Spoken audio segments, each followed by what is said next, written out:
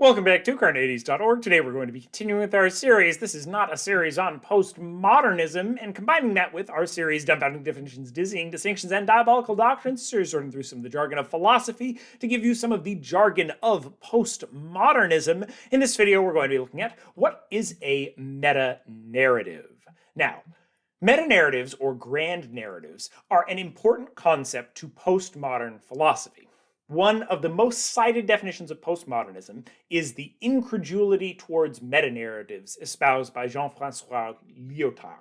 To understand postmodernism, we need to understand what Lyotard means by a meta-narrative. A meta-narrative is broadly an overarching story that explains or provides meaning to individual data points. A meta-narrative is an overall worldview that helps you understand what particular instances or experiences mean and put them into context. We'll cover Lyotard's view in greater depth in the video on the postmodern philosophy of truth. This is just going to provide an introduction to the very general concept for application across all the different types of postmodernism through disciplines in art and philosophy as well.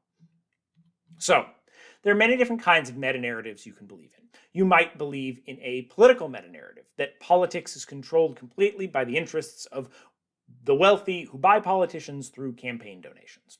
When you see an individual instance of life being hard in your society, you can't get a job, you lose your home, you can't afford medical care, you can contextualize that experience into a broader meta-narrative of this happened because politicians only care about the wealthy. Your meta-narrative gives you the meaning or the explanation of that individual instance, that individual experience. But this isn't the only meta-narrative that exists. You can have a socialist meta-narrative that says that this happened because the proletariat hasn't risen up to overthrow the bourgeoisie, what have you. You can have a libertarian meta-narrative that says that the government is intervening too much in people's lives, and if we had a completely free market, then you would be able to have all the things that you want. You could have a fascist meta-narrative, a liberalist meta-narrative, a globalist meta-narrative. Those are all examples of different political or economic meta-narratives that tell kind of this broad story to contextualize and give meaning to those individual instances or those individual situations. So broadly, a meta-narrative is that big story that lets you contextualize those individual experiences. There are meta-narratives in many other disciplines. A particular culture has meta-narratives that inform how to interpret individual instances, like someone waving at you or pointing a particular finger at you. Those instances, absent a particular culture, have no meaning on their own. A culture provides them with the meaning of a friendly greeting or an offensive insult. The cultural set of practices is the meta-narrative that provides these individual actions with meaning. Once again, the meta-narrative is that overarching story, that overarching structure that gives meaning to the individual instances. A scientific paradigm, like classical mechanics, is a meta-narrative that informs our interpretations of the results of particular experiments. An artistic style that professes the right way to make art is to make things as simple or as realistic as possible, is a meta-narrative that informs our interpretations of what art is good and what art is bad. Religions are a form of meta-narrative that explain why things happen and what you should do in certain situations.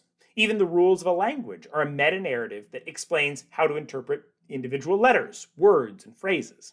The story of philosophy, being a discipline with the sole responsibility for evaluating truth and logic claims, is one meta-narrative Lyotard is particularly concerned with, as freeing the other disciplines from epistemic and logical constraints could lead to their disagreeing with each other about truth without philosophy as a mediator for the conflict, as a meta-narrative to resolve disputes between individual instances. When postmodernists are dubious of meta-narratives, it is not that they think that meta-narratives don't exist. Rather, they don't think that there's one that is objectively right. They doubt that there's one right language, that there's one right way to do art, that there's one correct interpretation of a scientific experiment outside of a paradigm. Clearly, those are three very different claims, and as we discussed in our first video on postmodernism, postmodernism is not one view. It's rather a way that a certain view within a discipline can be. So just because you're a postmodernist about art or language, it doesn't necessarily mean that you're a postmodernist about science. What do you think? What meta-narratives do you use to give meaning to the events of your life? Do you think that your meta-narratives are better or more right than others?